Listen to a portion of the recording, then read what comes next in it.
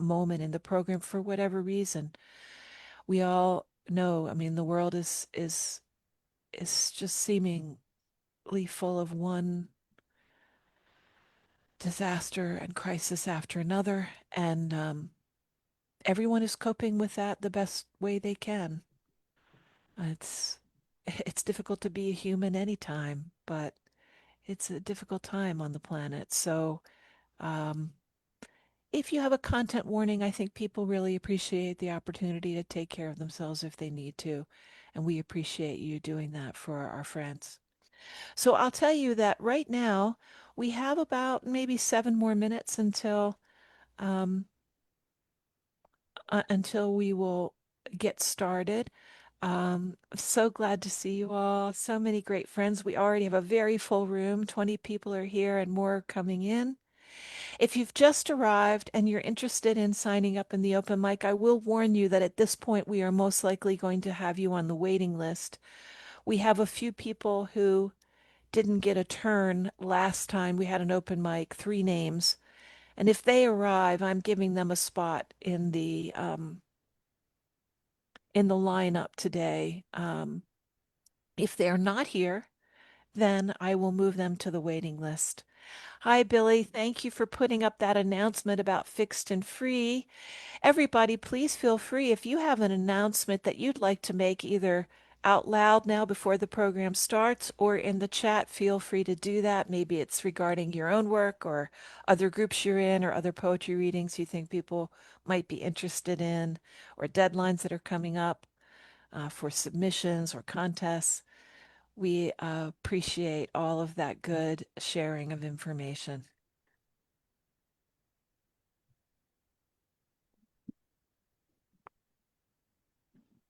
Again, if you're just arriving, welcome everyone. Sandy will not be here today unless she slips in the back jack near the end of the reading as she gets out of her training. She's engaged in a weekend long training that I think is going to take, pass through our time frame here. But if she's allowed to, I'm sure she'll come in and listen for a while at the end. It's hard to keep that girl away from poetry. I see you're all laughing. You see her adventures if you follow her on Facebook. She is the poetic whirling dervish. So many great poets are here today. I'll tell you, week after week after week, you can you can be on the open mic and just as likely be a featured reader, and you can be a featured reader and come back and be on the open mic. It's that kind of a community here on Cultivating Voices. And again, I'm going to let everyone know we have about 4 minutes before program time. Thank you all so much for coming to our first wild card of the fall season. Really looking forward to hearing your work today. The first 12 readers can have up to 5 minutes. You do not need to take the whole 5 minutes. If you just have one poem to share, that's great. Makes more room for those on the waiting list. If you are on the waiting list when we get there, it'll be one poem, 3 minutes or less. And I'm going to take a final look around the room to see. I do not see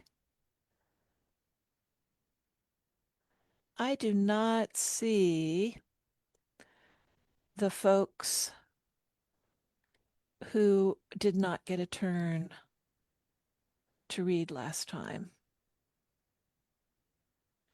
So I'm going to go ahead and take them off my list. And I will share the first 12 names that I have. Let's make it a poetic dozen and do 13. I know the way it is, and many of you come with a new poem that you've worked on, and that's all you want to share today is one. So I'm going to make it a poetic 13 for our first 12. That is to say, 13. It's always been kind of a lucky number for me. And and then we'll go to our waiting list, which right now just has one name on it. So if you are interested in signing up, I'm sure we'll get to more than one person on the waiting list in the time that we have. Simply type your name in the chat, your full name, Mm. and I will copy and paste it onto that waiting They list. might And be. I'm quite sure that we will get to you. The hell? Oh, Gary, I didn't see you there. Hi.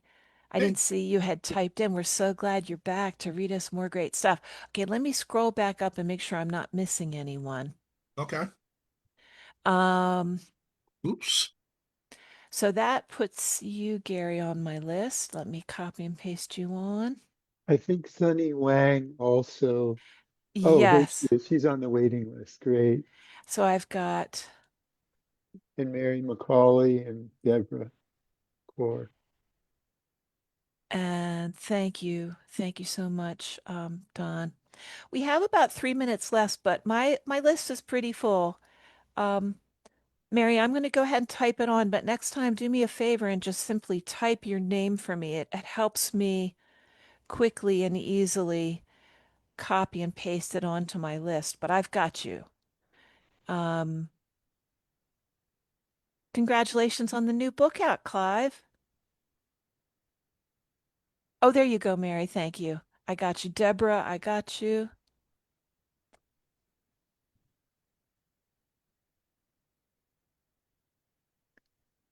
And let's see.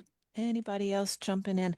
All right, I'm going to do, since we're so close to start time and I have a very full list, I'm going to do a last call.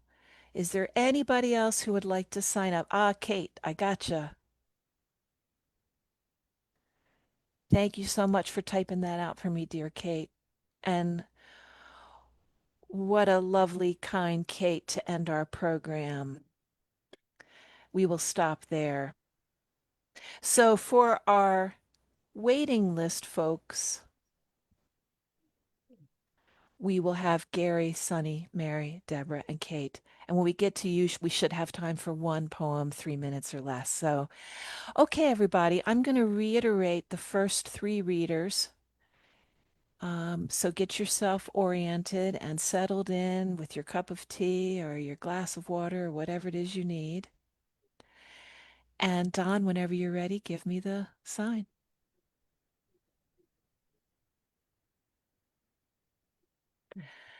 Welcome, everyone. It is our first wild card open mic on Cultivating Voices live poetry in our fall season.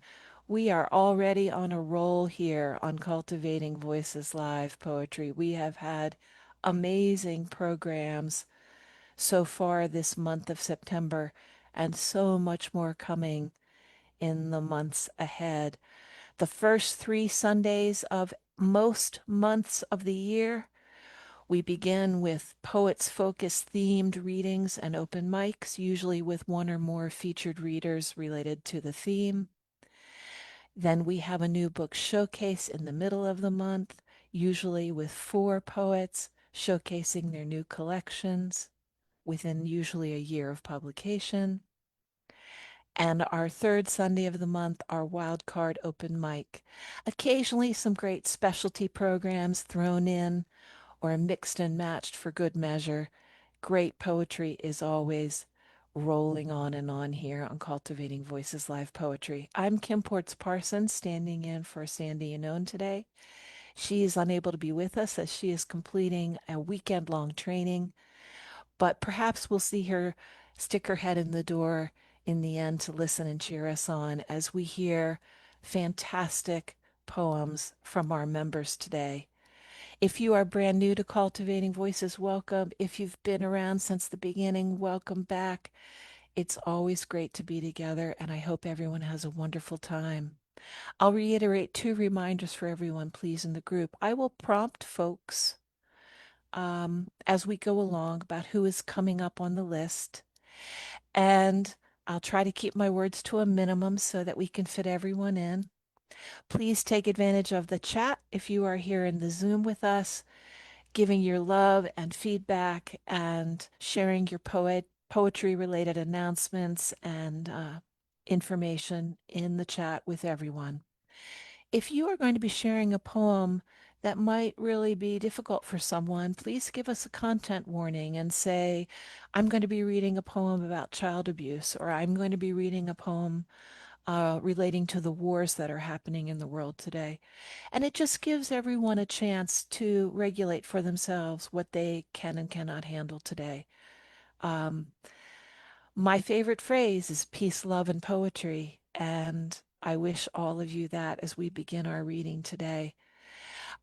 We are going to start with no further ado with Joanne James, followed by Alexandra Psaropoulou. And I believe when Alexandra's up, Don, she would like to share screen. So welcome, Joanne. Hi. Wow, I didn't know it came up first. I I'm just gonna read, and the poem is called Who Left During the Night. It was spring when I tried to welcome her. She pointed to herself, Afghanistan. Then she took my hand and kissed it. She was attempting to ride a bicycle for the first time, a scarf flying around her neck in the breeze. 3 little children under age 5. I felt excited to know my new neighbor. I think the kids were laughing at me. Their mother and I couldn't have looked more different. Now it's summer. This is the armpit of the year. Amazon Creek stagnates, only whitetail and red dragonflies. Those souls that spent some years as aquatic creatures now transformed and take flight, reminding me of angels. In summer, I don't feel hope. I do not feel free. People in cages in the Everglades, people abducted by men in masks. And Sadia, with her 3 children, left during the night. We'll never know what happened. Where have they gone? They came from war, were offered refuge, then forced to flee. There was no goodbye. There was only that welcome and the memory of the only person who ever kissed my hand when we met.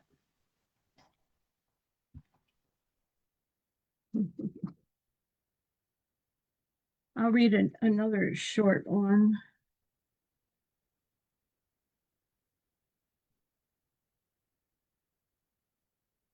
Something puffing up inside me like seeds sprouting. I cannot justify my life. My brain's a lithium battery. It's seeds sprouting in the creative wild. I slept with the lights on to write on the narrow ledges of windowsills, this 3rd floor flight of treetops, my dreams, the gangplank.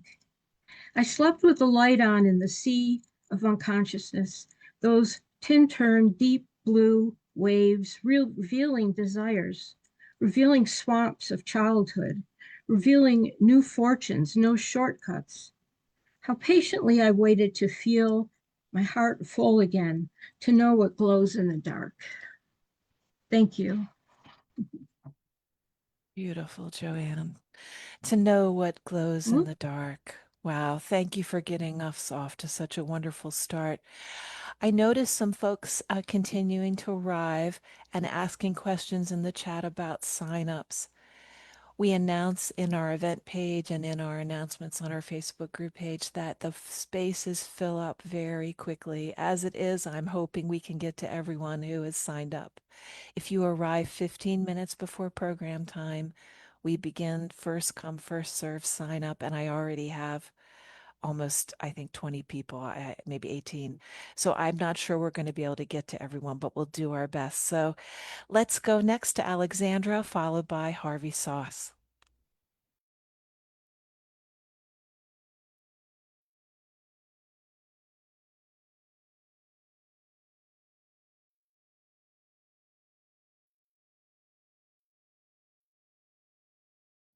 Uh, oops.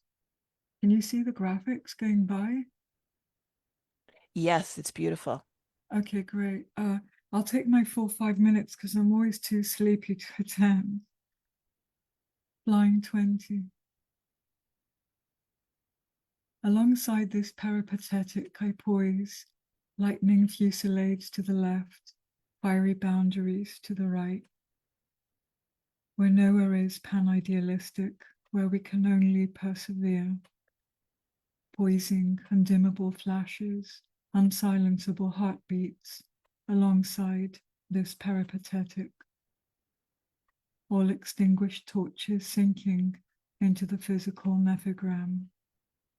Illusory otherworldly elements feeding on human paroxysms, subduable only by adepts. For no one can enter bow-coloured Avaton without preluding through smoky air and Hades. A lambent pier safeguarding the peripherals of our besieged consciousnesses with undaunted purpose. Ancient Thera eyes aglow, filling our temples with perihelial chrysothermaturgies. An extinguished torch relights, a lost zeal revives, anamnesis of Uranos poising. One more undimmable flash, one more unsilenceable heartbeat. In league with this unbridled rhythm, I palpitate, fake altruisms in the lead, philanthropies in arrears, where nowhere is panlogistic, where we can only persist. Palpitating prayerful inclinations, indomitable psyche propulsions, in league with this unbridled rhythm.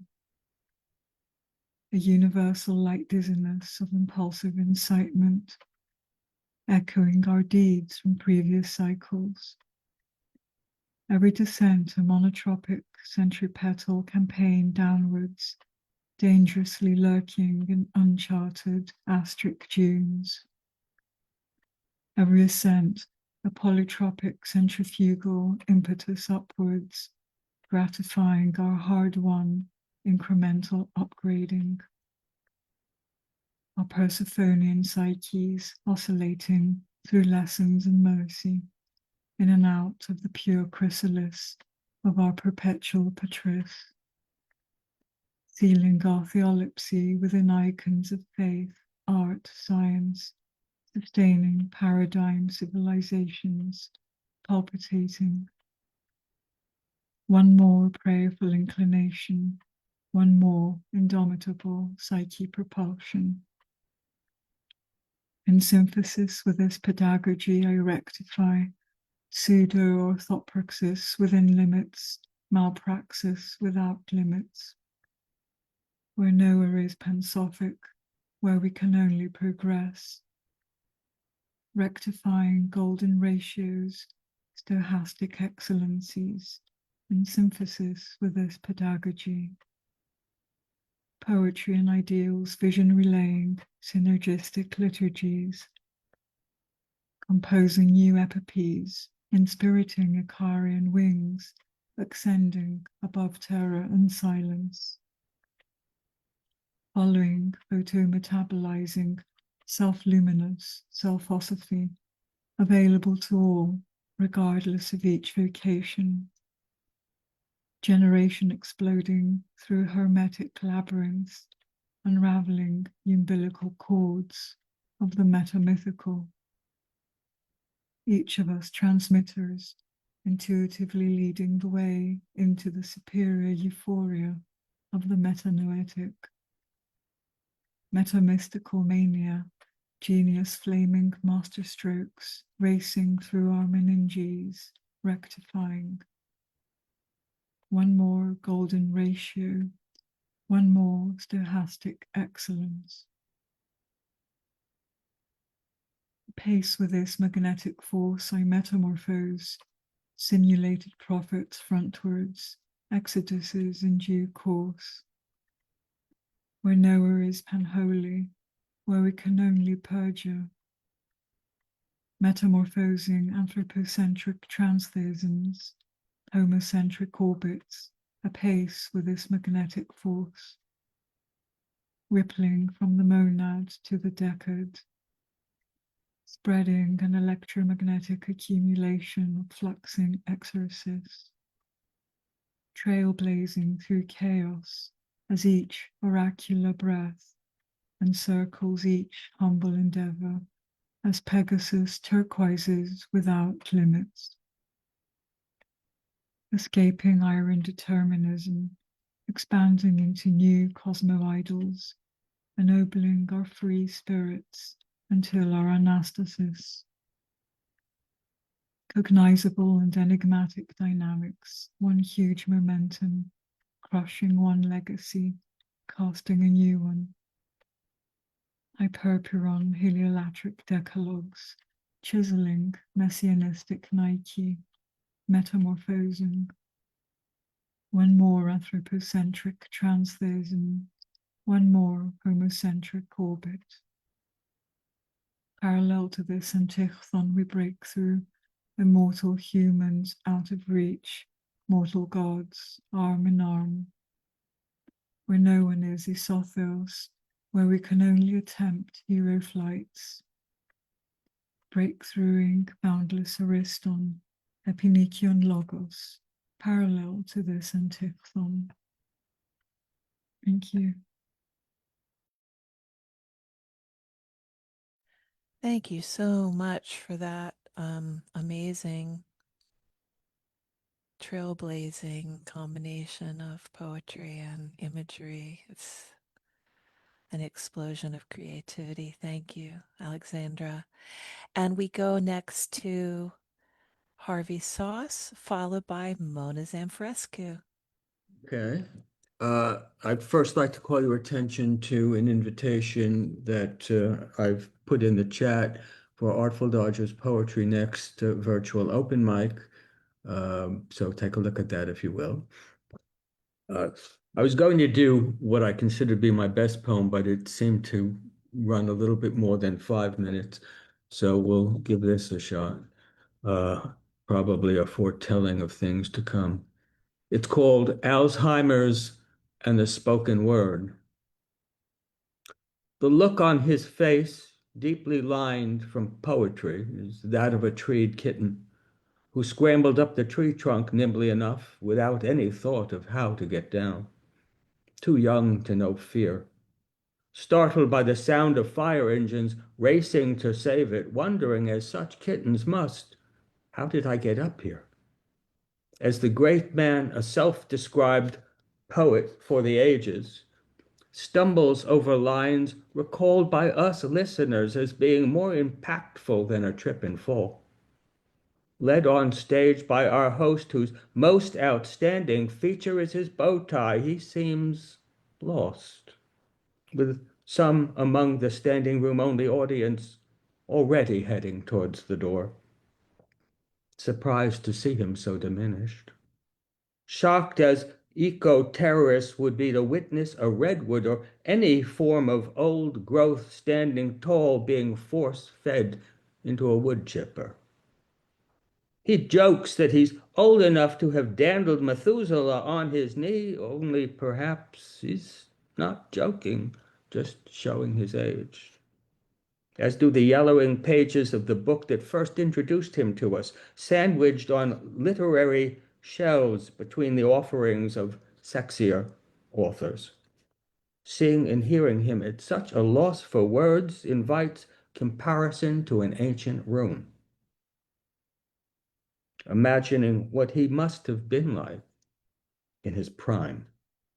His admirers, praetorians who would have stayed to tough out the fall of Rome, stick with him through this embarrassment, fearing that failure might do to him what it did to the Hindenburg, the Titanic, his present state besmirching his past history of having engineered masterpieces, sucking the life out of his biography.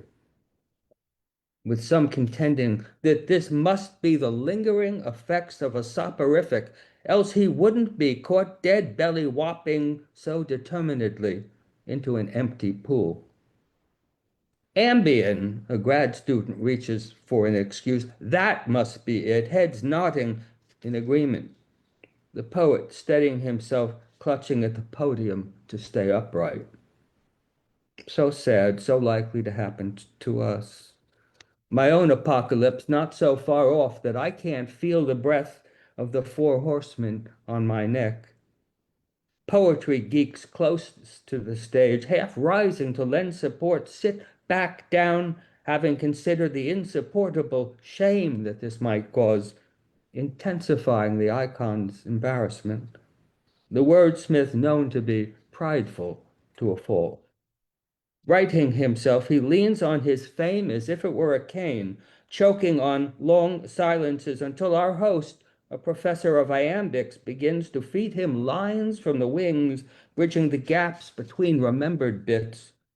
The poor man's evident reluctance to do so, selling us on the view that nursemaiding an aged and fading poet, one mythic as Ouroboros, a lanky serpentine fellow observed, shedding the skin of his reputation, wasn't his choice. Appointed snake charmer by a department chairman, given this remit against his will by the university. With no end to this disaster in sight, impatiently checking his watch. Too important in his own mind, and it may be in those of his students, to babysit.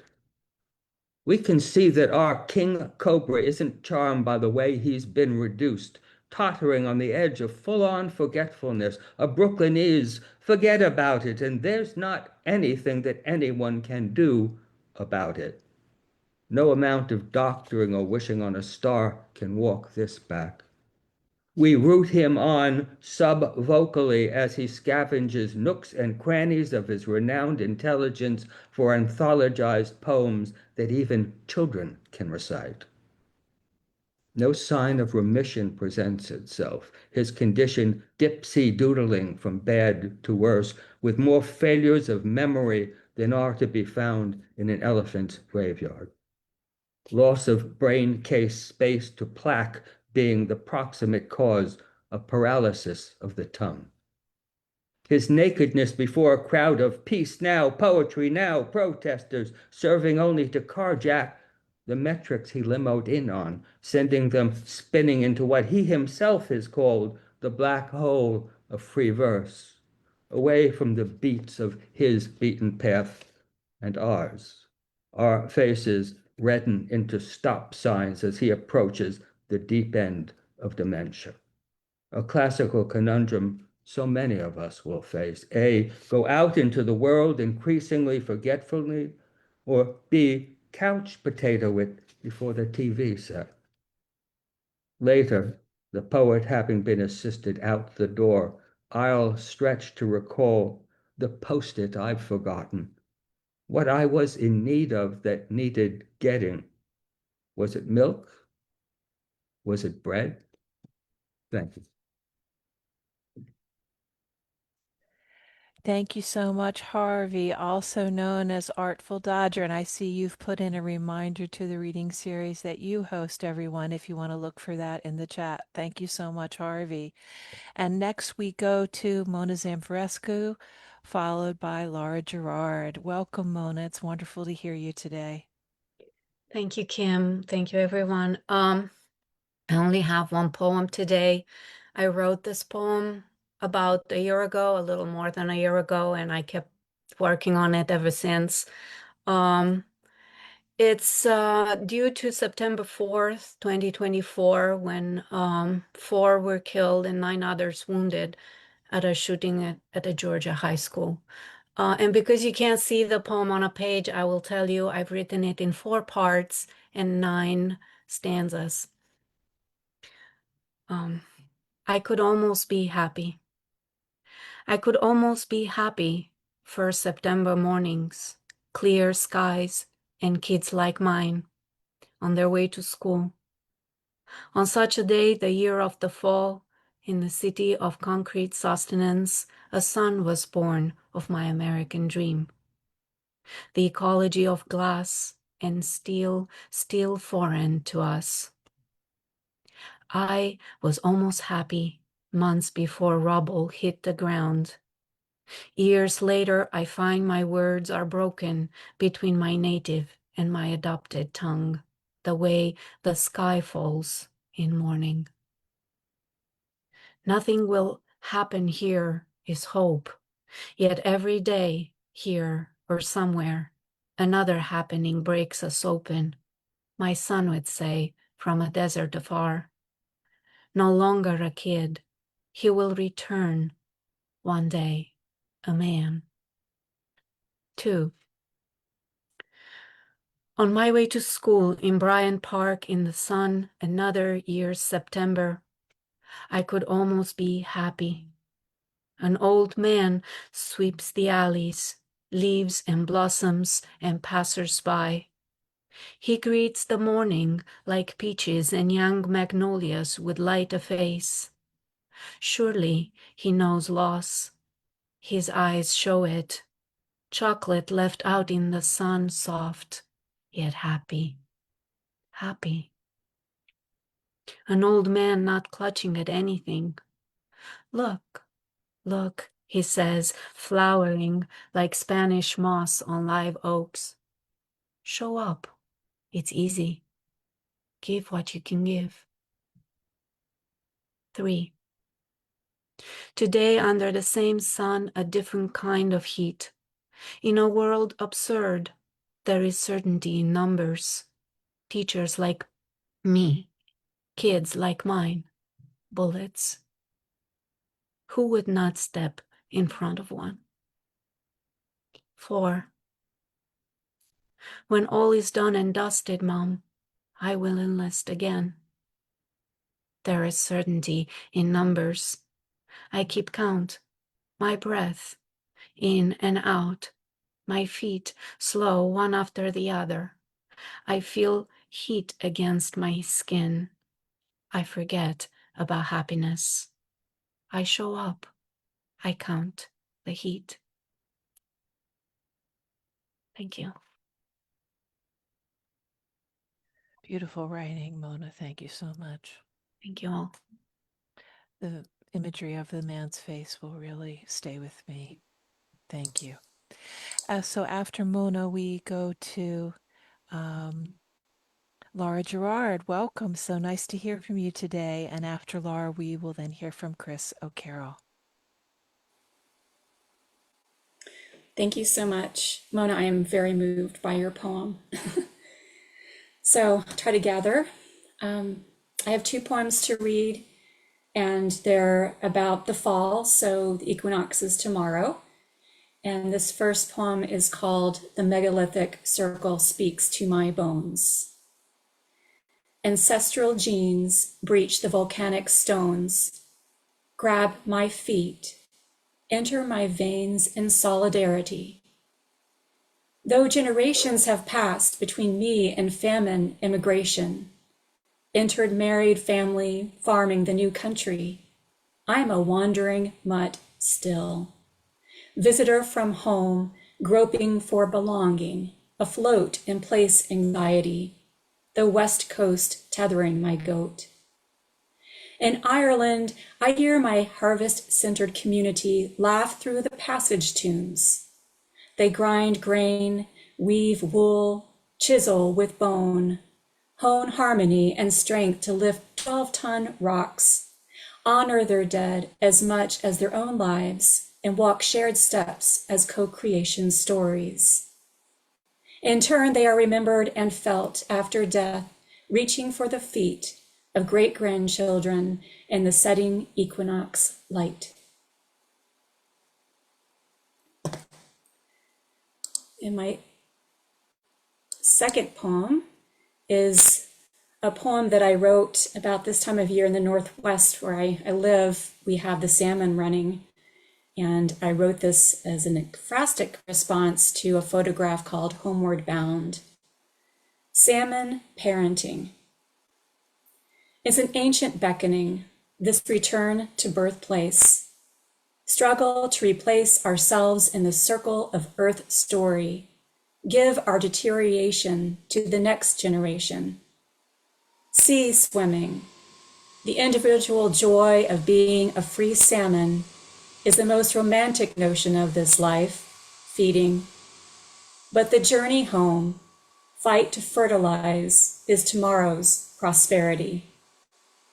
We dissolve into gravel, no eyes to witness the progression of a leaven to fry, smolt to adult, nor how our offspring favor their parents, whose fat, muscle, and organs burned for energy in their creation. Spawning's an act of faith in our dying process. Pure sacrifice, unknown outcomes without regret, nor nurturing interference. Impact is finned like a relay baton. My run is done. Make yours count, children. Carry coho on. Nourish yourself in everything. For salmon feed the rivers, the fungus, lift into clouds, rain to land. Our legacy is richest just before and after death. Thanks so much. That last poem is in my forthcoming chapbook with Finishing Line Press. So it's called Paddling the Sweet Spot Between Life and Death. And thank you for letting me share these today. Thank you for sharing those today. And I could feel the Ars Poetica in the second poem, Tomorrow's Prosperity, like what a motivation for writing, right? You know, sending it off into the unknown.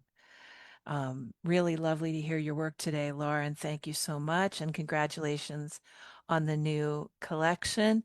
We go now to Chris O'Carroll, followed by Cathal MacThréinfhir, and I'll put the next three names in the chat as well. Thank you, Chris. Thank you, Kim.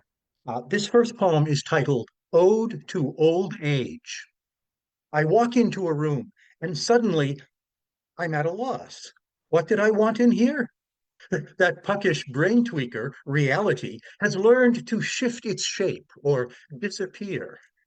I used to have to smoke expensive weed to tune into this zoned out paradigm. Today, my skull packs all the buzz I need. I'm high on failing cells and passing time.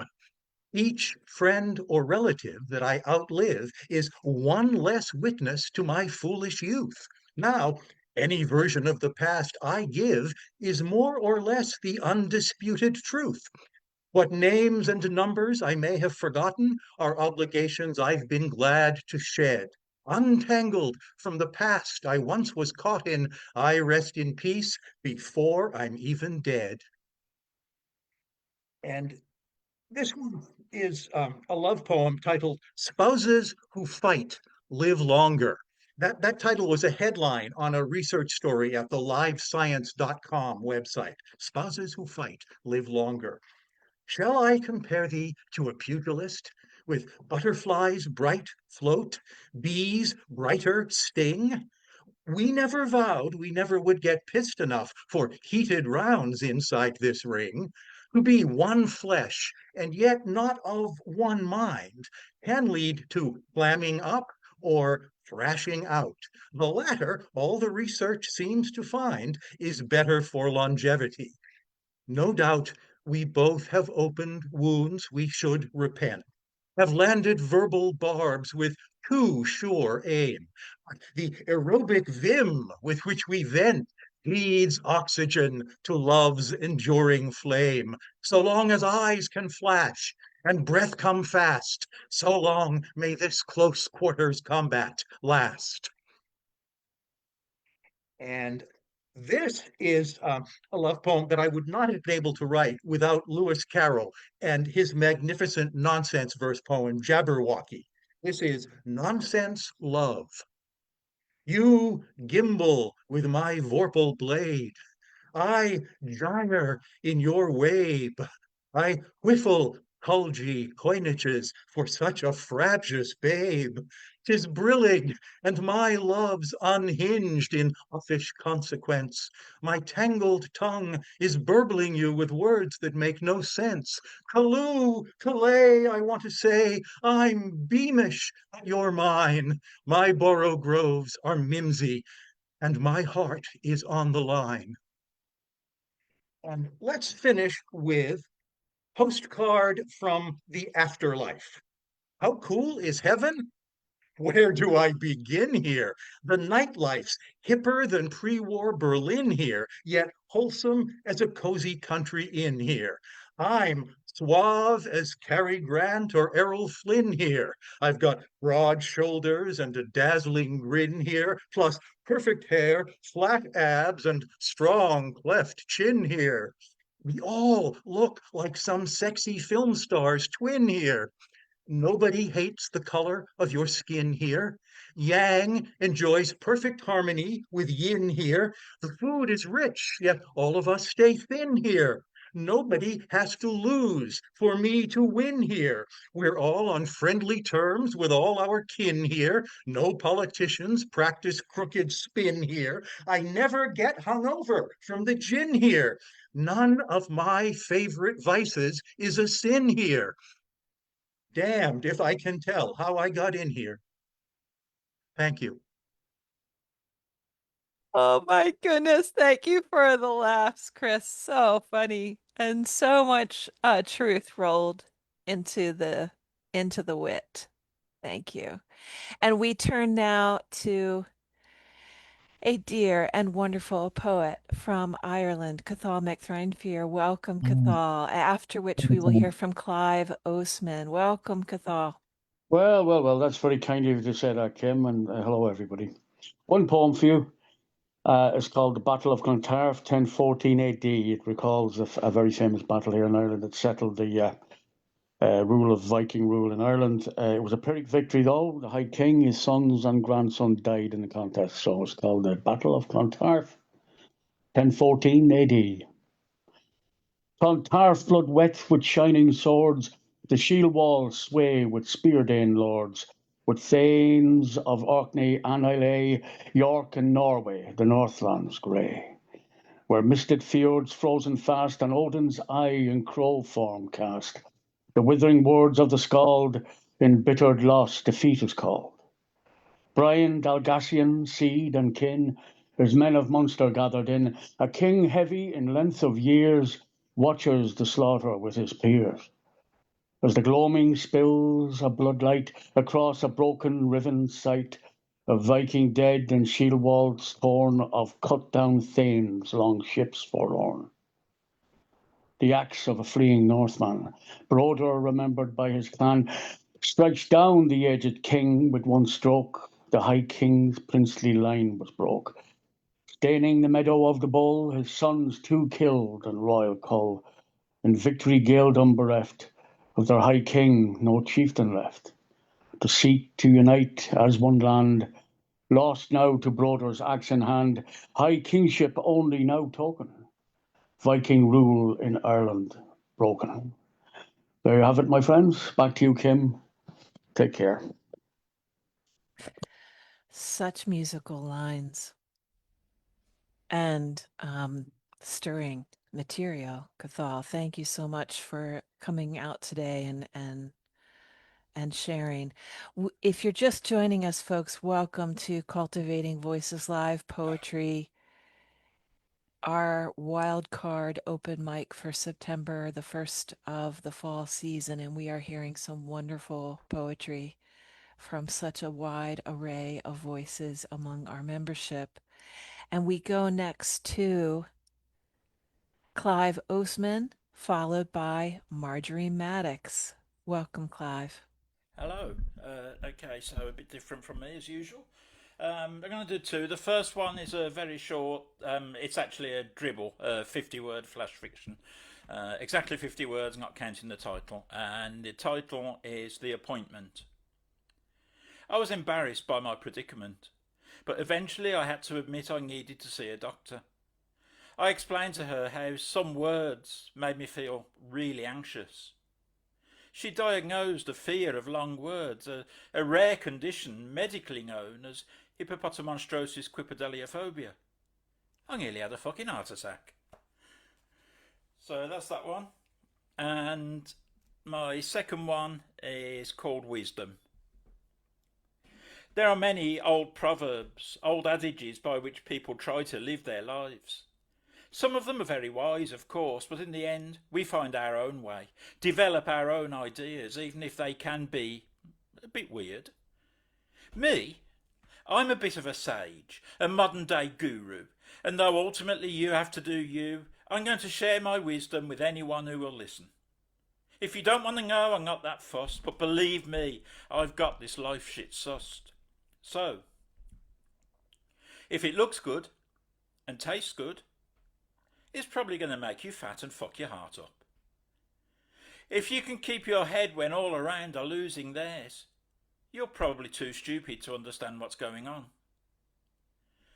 A bird in the hand will probably shit on your fingers. The only certainties in life are death and taxes. And people telling you that the only certainties in life are death and taxes, when clearly they're talking bullshit. Because, well, sunrise, sunset, and Tories valuing money over life. If you can't stand the heat, it's probably because the chip pan's on fire. The King Charles Spaniel is so called because it has very big ears and is totally unsuitable to be head of state. Just like the real thing. A great philosopher once said, "You can lead a horse to water, but you can't make it use deodorant." But most important of all, if at first you don't succeed, try something else. It'll save you a lot of disappointment in the long run. Thank you.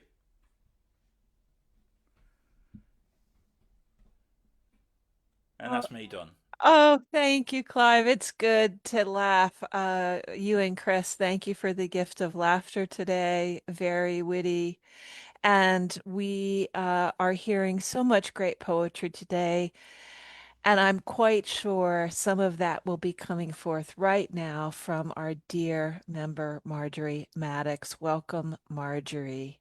What have you got for us today? I will put up the names of the folks following Marjorie, Neil, Eelka, and Nayma. Take it away. Thanks, Kim. I'm going to follow Mona's lead. So this comes with a trigger warning, I guess. This is about a recent shooting. And it's forthcoming in the Christian Century. Annunciation Catholic Church, August 27, 2025. In the small prayer within the world's prayer, her pale lips move in expectant ways, mouthing without sound, mother, father, brother, priest, nuns, her unskinned knees bent obediently on the kneeler, one palm lightly pressed against the other in supplication, her brown eyes closed. In the small prayer within the world's prayer, there is still room for distractions, the memory of vacation treats, s'mores barely toasted on the outside, gooey inside, no sudden torching of white. There is room for her 6 new colored pencils, carefully sharpened to a point, safe in her blue backpack, in the classroom where she is no longer, because she is thanking God for her new ruler and her new teacher, the one who smiles with her whole face. In the small prayer within the world's prayer, she is a thin, ponytailed girl in uniform, following friends into the sanctuary, which is not a sanctuary at all. She is a small girl waiting to taste God on her tongue, waiting for a sound that she doesn't understand, or the crying that she does. In the small prayer before the world's heavy prayers settle like dense smog, almost covering steeples and weeping and empty arms, but not quite. In that prayer that is not a prayer, but one wail layered on top of another, 70 times 7 of them, the small girl remembers her last prayer as she tried to crawl beneath the pew, as she heard the stained glass shatter right before her quiet Amen. And then completely different, I'll read a humorous one. Those of you who are from Pennsylvania may know of Clyde Peeling's Reptile Land. It's a zoo all of reptiles. And it's in Allenwood, Pennsylvania. And I guess it's important to know for the poem that there's also a penitentiary in the town. But I took the kids here a lot. There were a lot of birthday parties here when my kids were little. But I also heard that supposedly they host weddings. So this is a poem about a wedding at Reptile Land. Clyde Peeling's Reptile Land, Allenwood, PA. Evenings they rent out, wedding reception guests winding in and out between glass cages that reflect back delight in fearing its trapped spectators. A martini with the black mambas, hors d'oeuvres with the Indian pythons, chicken with the unfried, two-toned, arrow-poisoned frogs and their nervously twitching legs. At 10, the bride rides the Aldabra tortoise, her long gown wound around her elbow or flung wildly down, zigzagging its trail in dirt transplanted from some Pennsylvania farm where optimistic rodents dream of gulping pit vipers whole. It is slow going. Metamorphosis is the vow of the hour, hanging in the ever-changing air like an overdone toast mixed with twisted sister. No French kissing here, in full view of forked tongues, but there's a tense attempt when the couple's lip rings clink at each rattle of the wineglass. It is all the common iguana can do to not smirk when the tattooed groom tries to smile, line dancing his way along amphibian's lane. Soon everyone sips and hisses. The quietest drunks leave their skins behind. Later, the DJ howls outside the crocodile pit, where 4-star acoustics uncoil the sound to the local penitentiary, and inmates bet on accidental deaths. So two very different poems. Wow, we are going from the witty comic insights today to the incredibly deeply powerful, moving, and tragic. I guess we're getting the full gamut and spectrum of our emotions today, everyone. Thank you, Marjorie. Absolutely terrific writing. And up next, we go to Neil Daswami, followed by Eelka Lampe. Thanks. Thanks, Kim. Good to be back. I've got 2 poems. Hopefully I'll do those within the time limit. The first one is a eulogy for Robert Redford, and it's written in what I would describe semi-cento form. So my request would be to just sort of listen out for the titles of movies that have been strung together in the poem. So here goes. The Sundance Kid. In that moment of grieving, one might feel that all is lost. Yet all was never lost for this leading man, the yachtsman adrift on a stormy sea. It all began when he walked barefoot in the park, his wiry, muscular frame carrying him on to fame. His face was his fortune, even when it turned craggy and became creased with age. Always the golden boy. Behind that megawatt smile, he manfully hid the grief of losing his mother when he was far too young and losing twin sisters, leaving him an only child.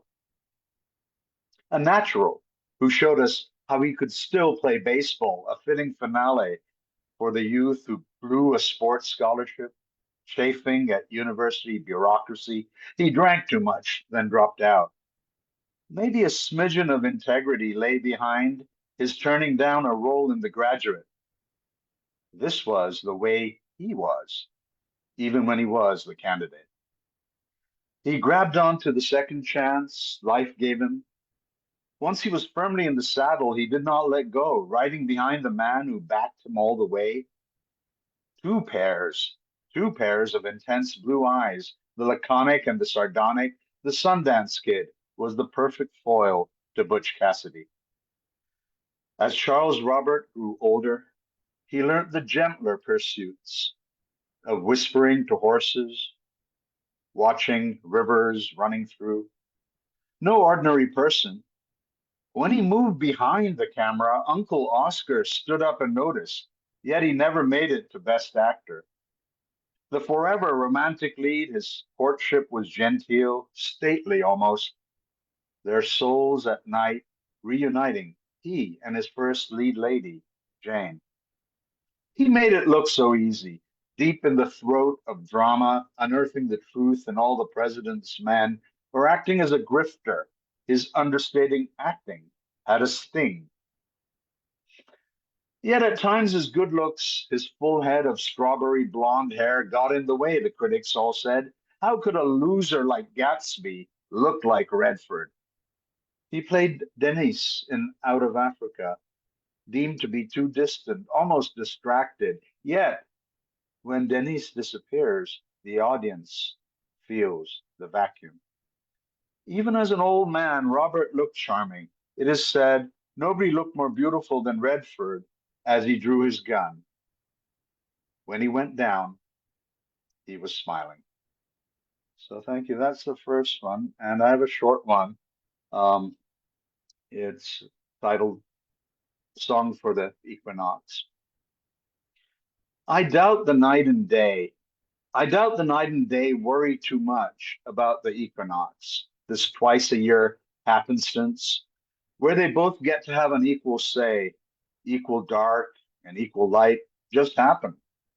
As naturally as the night slips off the socks of the day, and as smoothly as the day, one sleeve and leg at a time, discards the pajamas of the night, not over worried about dysfunctional sundials and broken water clocks.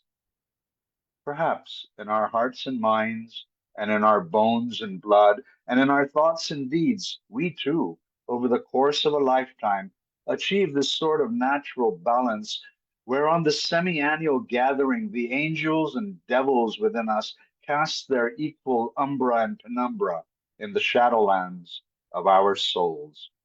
Thank you.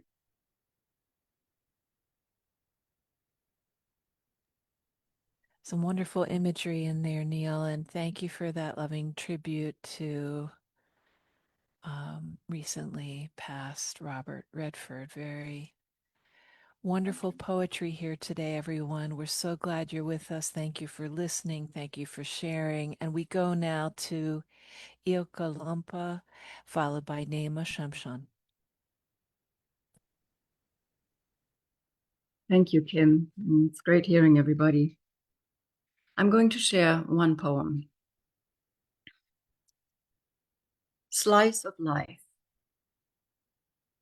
In the bathroom, lotion bottles stand at attention like willing soldiers following orders, ready for the next unnecessary war, one with its head turned around backwards. Two toothbrushes gossiping in a retired coffee mug, while a smaller one is lying face down, stretched across the rim. A large red-teethed comb has conquered a willing mauve-based brush. This is not a battlefield. In the living room, what is it about the Gummibaum that rubs me the wrong way? A long-lost childhood glimpse of the one in our den? What occurred under its tutelage, forever lost in the fascia of history? Bulb like a tea bag rests on a plate, kissing it ever so slightly, telling the awakening leaves on all maple trees outside, my work for the day is done. Snake dancer frozen in wood, miles away from those who still share the sacred path. His steady gaze across the room into the evergreens outside the window. Buster jumps up near him, yet minding a respectful distance, leaps over our huge petrified rock as a prelude to the unfathomable snake-like slither up the steep wall onto the loft. In the yard, dandelions sleeping into late morn, folded up vertically like sperm whales miles away. all bold yellow lion's teeth waiting for the sun to touch their tiny tips. Awake, awake, so they can smile at us again in reassurance. If we can persevere, so can you.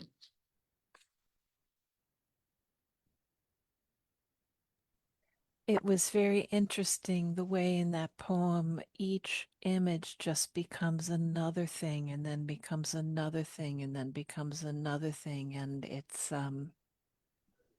quite a river of imagery there. Thank you so much, Eelka, and so much wonderful poetry here today, everyone. I am going to put my neck out on the line and say we are doing very, very well with time. If you arrived after the waiting list was closed and you would like to put your name in to the waiting list line, please type in the chat if time and your name, and we will see how it goes. Perhaps we will be able to hear from one or two more voices than we thought we would have the time to do so, due to the generosity of your friends here who are not taking their full 5 minutes. We will go next to Nayma Chamchoun. I hope I'm saying that properly, Nayma, followed by Catherine Ronan. Thank you. I'm going to share two pieces. Venus della Menopausa.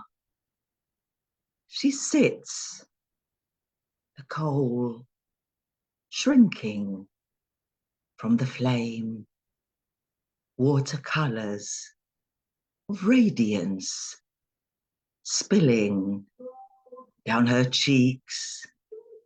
She wilts, camouflaging the roots exposed by the tides of time, coloring outside the lines, the emperor's new suit, her brushstrokes paling, flight from the barren land, opaque blooms of nothingness, the final unveiling, twisting the garments until their dyes run out, the fabric worn, washed up and washed out, hung out to dry, battered by the wind, still clinging to the line. To let go is to drop the kite string, life chiseled into sculpture, each fleshy flaw amplified, the spotlight abaft, a woman unmasked, Venus put out to pasture. Thank you. And the second, please. The fall.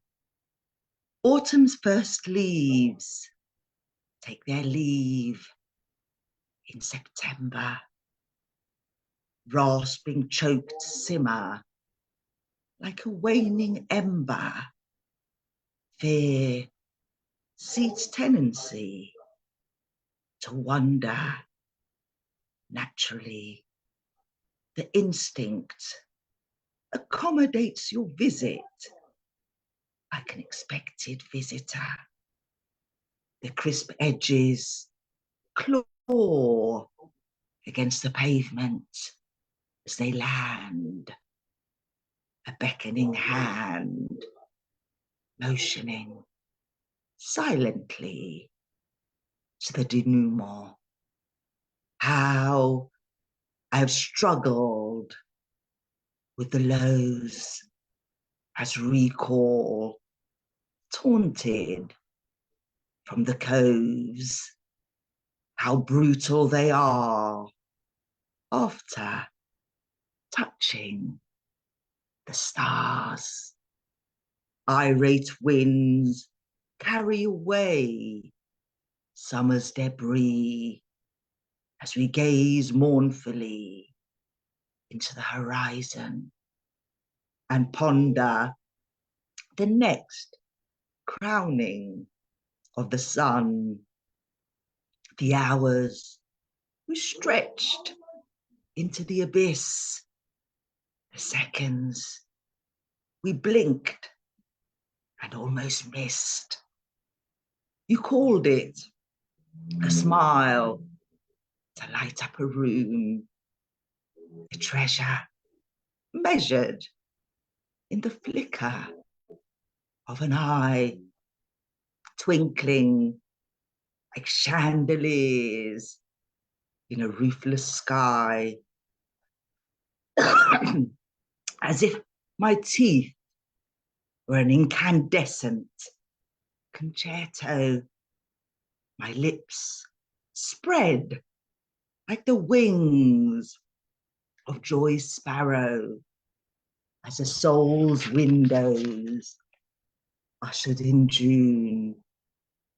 Not my cat stopped calling, and sirens pulled in the awning, blessing the sojourn's exit. When next will we sit like this, just you and I, as the seasons shuffle the skies? Thank you. As the seasons shuffle the skies. Just riveting reading. Thank you so much, Nayma. Beautiful work today. And we go to the electric poet from Cork, West Cork, Catherine Ronan. Oh, it's been Wonderful such to a have you with us today, dear. Thank you. It's been a fantastic evening and some really funny pieces. So I've decided to read one of my funny pieces published in Flair magazine. Fabulous magazine, so check it out, Flair magazine, and from the Sunflower Sessions in Dublin. So I'm going to give you one piece, so just one. And this one is called Glitter Crone. You pick your teeth with stiletto heels, drink pink gin with mid-morning meals, sleep in toilets until cleaners come. No taxis, you say, not even one. Weeks roll by in stockings and suspenders. You haunt the hotel looking for big spenders. Your feathers fall off. You stick to the floor. Enter Prince Charming through the swing door. After a feast of cocktails, nibbles, and glances, you head to the 80s disco for sweaty dances. When the lights come on, it's a sobering sight. He smells a bit funny, and that fur isn't right. No need to worry, you say. Forget your self-loathing. Sure, we're all just old sheep here in wolves' clothing. You bundle him up and take him back home. It's never too late to play with Glitter Crone. Oh my gosh. So funny and vivid, and the scene in the 80s disco is all too vivid. Thank you, Catherine, so much. And thank you, everyone in our Baker's Dozen who gave us your all so far in today's wildcard open mic. We will save our applause until after our waiting list folks have a turn. I think we're going to be able to hear from all of you. One poem each, please, starting with the fabulous Gary Lilley. Thank you for being with us today, Gary. Can't wait to hear what you've brought. Thank you. Always good to be here and hear these poems. Tell you that. And I'm going to read something that I've been working on, something new. Fire season. You can see the distant storm coming, and accessorized amazement of lightning strikes and baritone saxophones of thunder on the mountain. Hurricane Ridge flashes in the gloam, an evening in the West Coast wildfire season that even frightened this ex-cigarette smoker living on brown grass hills with his asthma and COPD. A land with too many stones for a farm, the mountains have been bought by rich folks.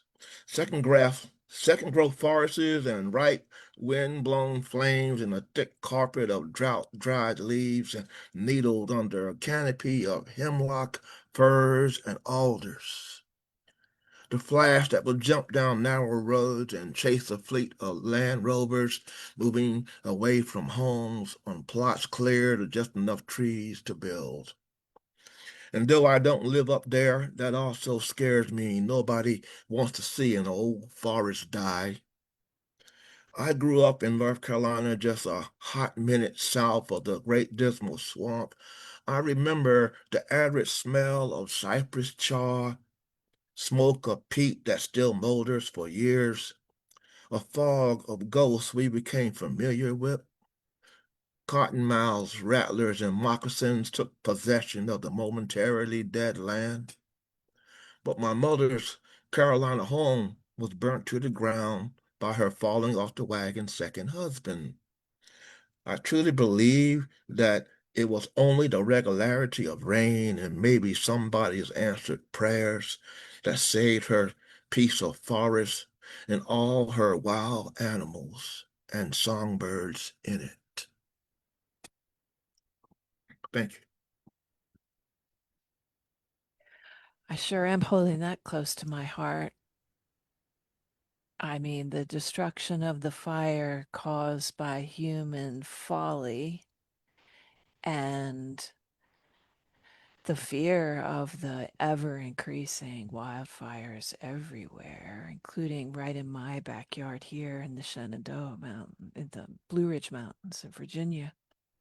It's powerful material. There's no doubt about it. Thank you so much, Gary. Great to have you with us today. And next we go to Sunny Wang, followed by Mary McColley. Wonderful poetry keeps on coming. Hello, everybody. This one is called Bridge. In the land of good and bad, judgment and sentencing we wait.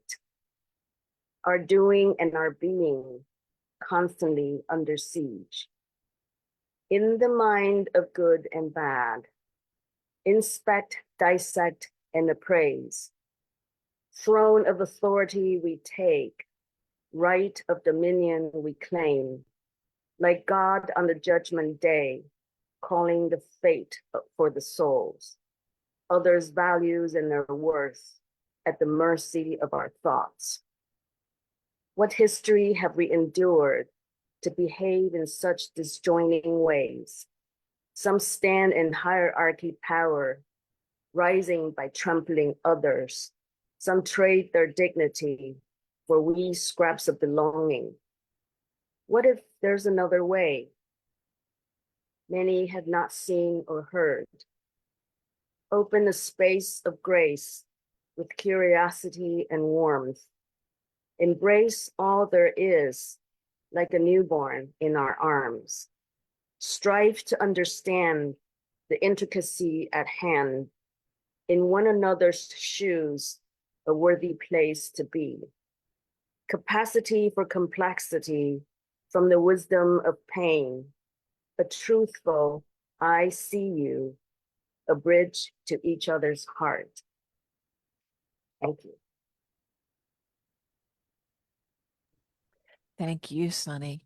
Open a space of grace. Hear, hear. Hear, hear. Open a space of grace. So next we go to wonderful poet Mary McColley. Thanks, Kim.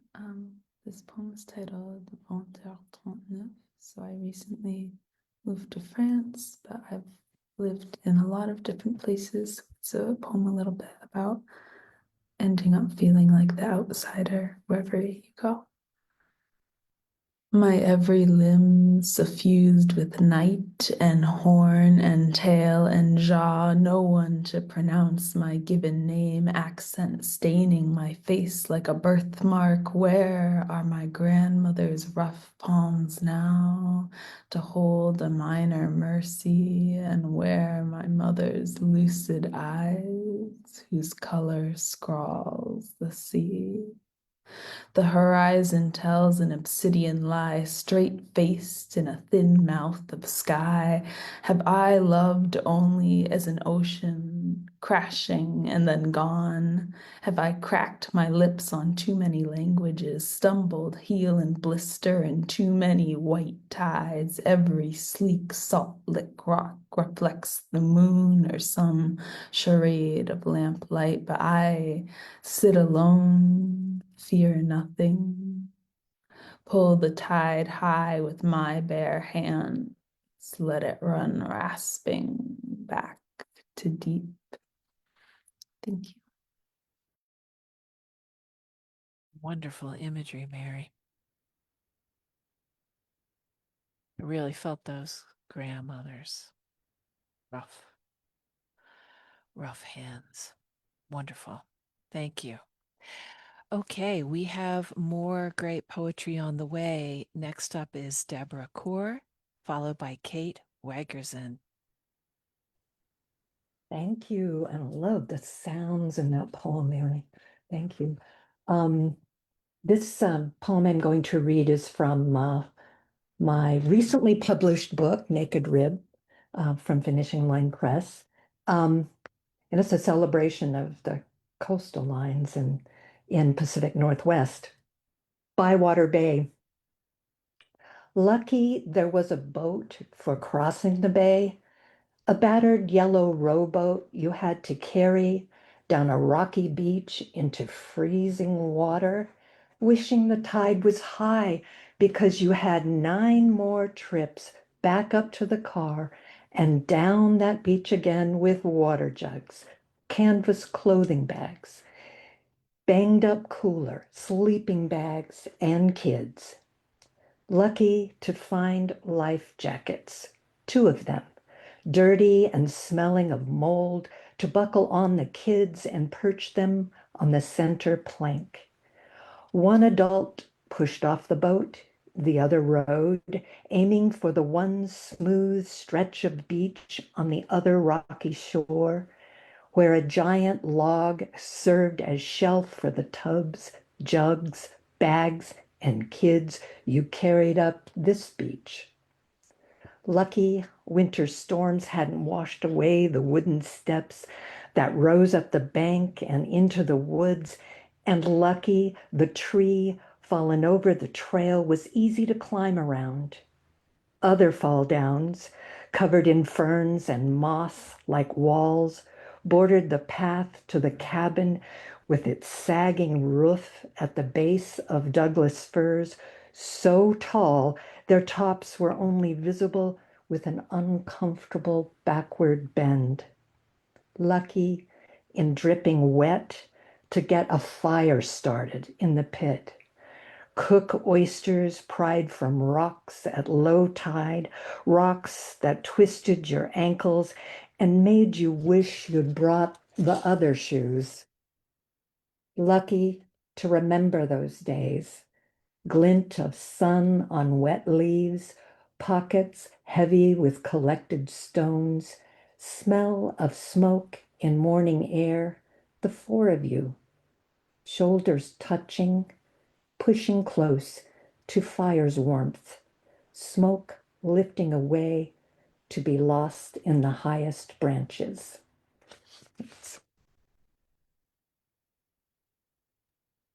You took me there, Deporrah. Thank you. Across the water and across the sand and through the obstacles and to that moment. Thank you so much. Just one terrific poet after another today. Our dear friend Kate Wegrzyn is next, followed by Isaac Cohen. Hello, can you hear me? Yes, indeed, my friend. Lovely. Thank you so much. So today I had missed an event of the West East WE earlier this month. And I listened today. 2 new people. And grander still, Thomas's readings. Thomas has been with me since the beginning of 2020, along with our Cultivating Voices group. And earlier in the years, we would see different aspects of our friends in their, specifically with Thomas rowing and with the wildlife and with the beauty and with his sentiments. And so today I listened on YouTube to catch up.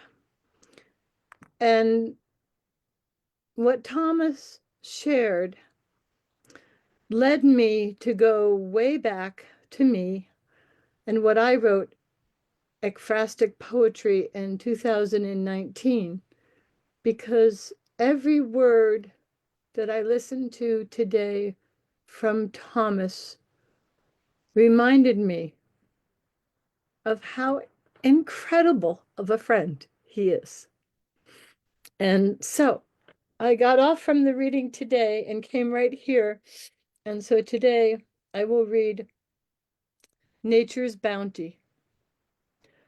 Earth and landscape, my circle of children occupies my love. Tree canopy echoes their laughter. Under sky brilliance, shifting hues of blue. Nature's bounty, sails, sounds of birds and breeze. Tuning their inner soul to the gentle dove. Abundant flower colors, goldfinch delight. This is our place of ease. My circle of children, each a chapter of me, solely a book unto themselves. My daughter serves sweets. My son slithers under my skirt for attention by surprise. My baby is content and secure on my thighs. My teapot and sipping to balance my head, my goal to never succumb to defeat. Ocean fulfillment, staring away from my landlocked bounty to ocean's depths. Octopus listened in my beyond. 8 arms serve a myriad of my chores. One lost, another will grow.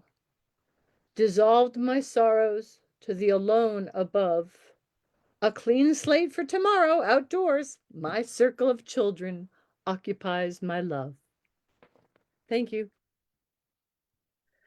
Lovely to hear you today, Kate, and so lovely to hear about that incredible connection and inspiration listening to our dear friend Thomas. Thomas, yes. Who is always a gift to Yes. hear his poetry. Always a Yes. gift. Woo. Thank you, Kate. Thank you so much. Okay, folks, we still have time. We're going to do this. We have 4 more waiting list folks. Next up is Isaac Cohen, followed by Gina Sangster. Are you here, Isaac?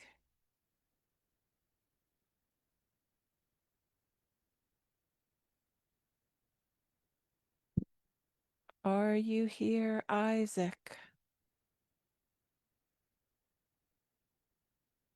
I see Isaac. Let's see if he comes on board.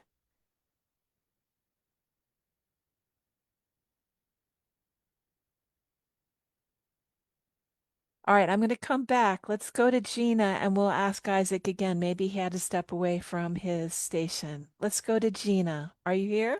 I am. Thanks so much, Kim. Wonderful. I'm going to read something a little bit light. It's called Shirtless Man in Yoga Class. It's not a hot room, and the rest of us aren't topless.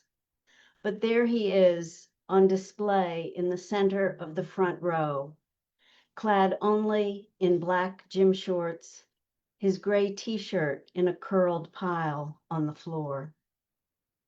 As we flow through sun salutations, my eyes embrace the sculpted muscles of his back, always one of my favorite parts of a man's body. Leaning into my own warrior one, I take in the definition of his biceps and sturdy calves, his immaculate balance in dancer's pose. My body remembers a time when the body of a man would be close enough to touch, when I could glance across a room and know I wouldn't be alone. As we roll up our mats, we exchange smiles, a momentary flash of what once would have been an invitation. Thank you so much. Thank you so much. Very nice, Gina. Thank you. And next we go to Isaac Cohen if he is here. Isaac, would you like to read?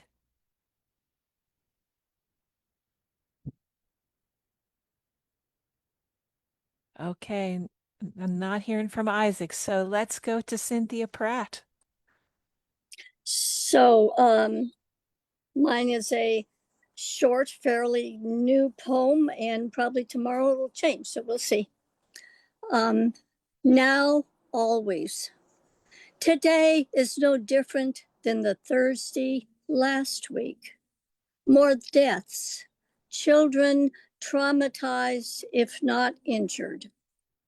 I keep shaking my body, try to shake disaster into a pit.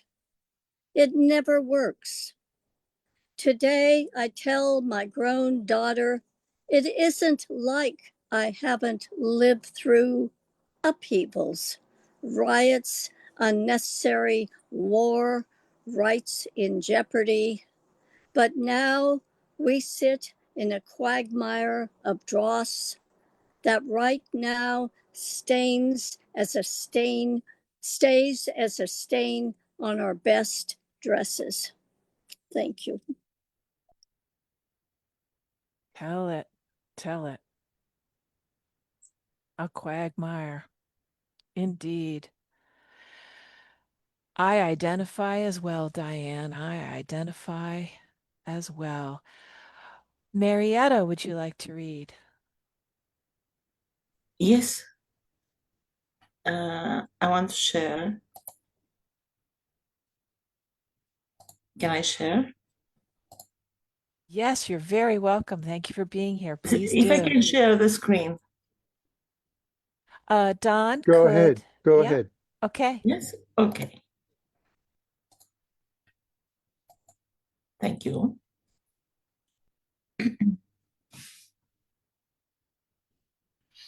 Cubic words.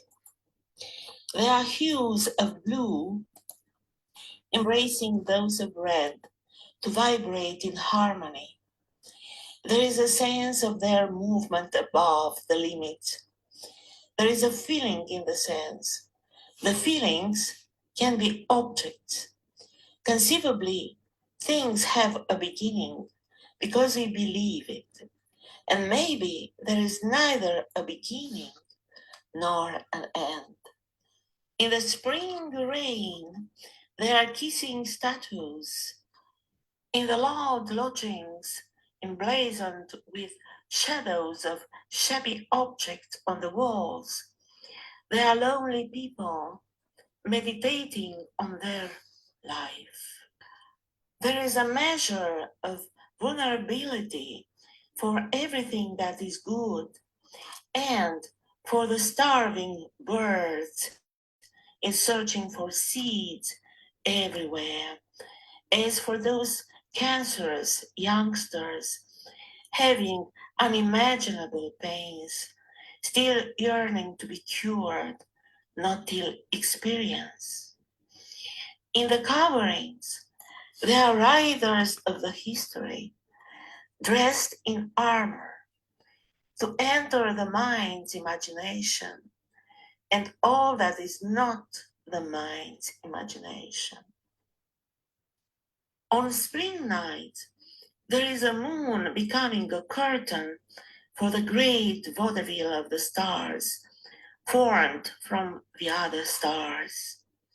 No two are alike, and being like charming women wearing masks and wide necklines, not like those ballerinas who like to costume in lactate white to suggest dandelions dancing to spread their seeds. In the luxury shop windows, there are gems that look like flowers and flowers looking like gems. In the Sisyphus dimension, there are tired eyelids in abeyance. Nothing bends from above, everything falls. There are emerald northern lights.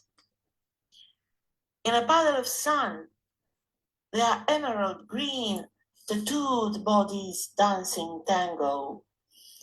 There are cubic dragons, and there are things that have been taken apart to be put then back together in the wrong order. So it is self-loathing, and there are feelings of worthlessness in a life spent earning filthy lucre. There are resentments to destroy lives. There are the wrong things that fall apart and the wrong things that fall together with those that are right. There are words coming out with a wrong comprehension to be incorporated into bad memories. There are wrongly imagined riders of history, uprising dove feather and prying eyes, gather the meaning of the truths. In the upright, there are many truths left. All of these things exist, yet there will never be blue trees or everlasting corpses. Thank you. Fascinating, Marieta, and thank you so much. Is this your first time reading with us? I think so. Oh, wonderful. Welcome. And that is a beautiful place for us to end today, unless I will call Isaac one more time. Isaac, are you here? Would you like to share before we end?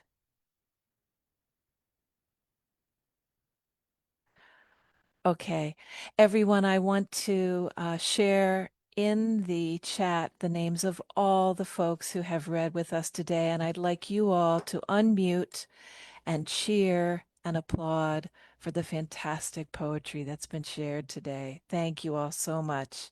Everybody, please unmute and bravo, bravo, bravo. Yay. Thank you. Thank you. Just wonderful. Absolutely amazing.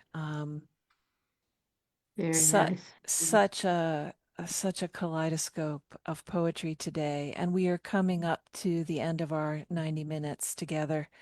And I know that Sandy would say thank you as well for all that you brought and shared, and all the grand listening as well. Listening helps us learn and grow and be inspired in our own work. Coming up next week, we take our monthly break, the fourth Sunday of the month, and then we'll be back on Sunday, October 5th, with a really special Poets Focus themed reading. We are going to feature Susan DeMar from Ireland reading from the posthumous collection of her husband, Kevin Higgins.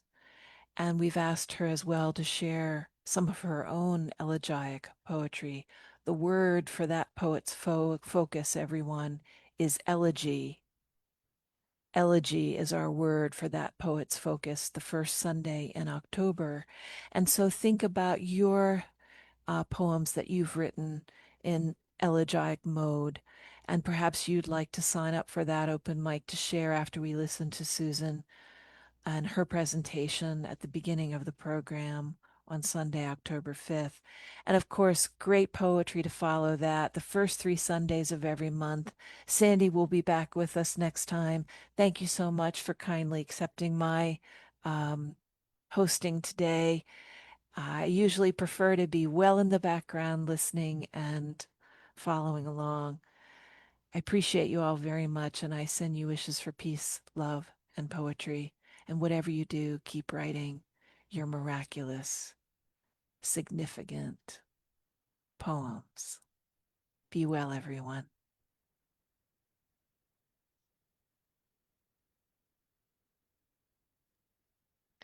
And